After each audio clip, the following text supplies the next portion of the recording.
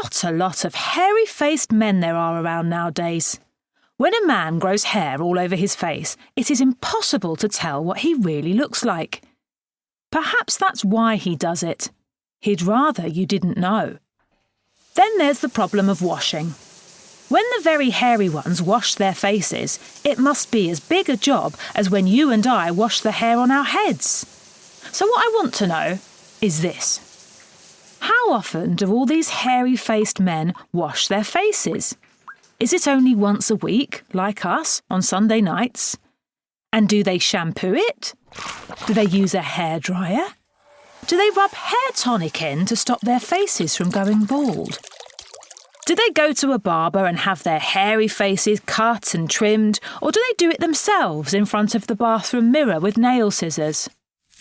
I don't know, but next time you see a man with a hairy face, which will probably be as soon as you step out onto the street, maybe you will look at him more closely and start wondering about some of these things.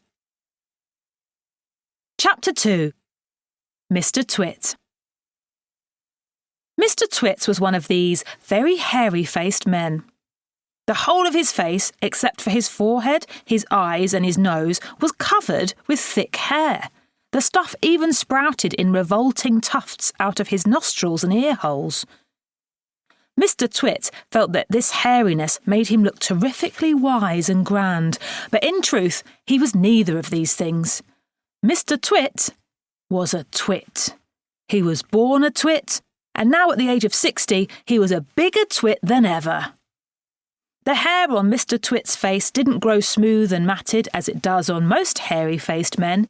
It grew in spikes that stuck out straight like the bristles of a nail brush.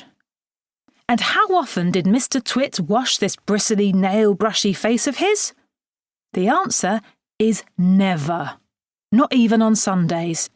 He hadn't washed it for years. Chapter 3. Dirty Beards. As you know, an ordinary, unhairy face like yours or mine simply gets a bit smudgy if it is not washed often enough, and there's nothing so awful about that. But a hairy face is a very different matter. Things cling to hairs, especially food. Things like gravy go right in among the hairs and stay there.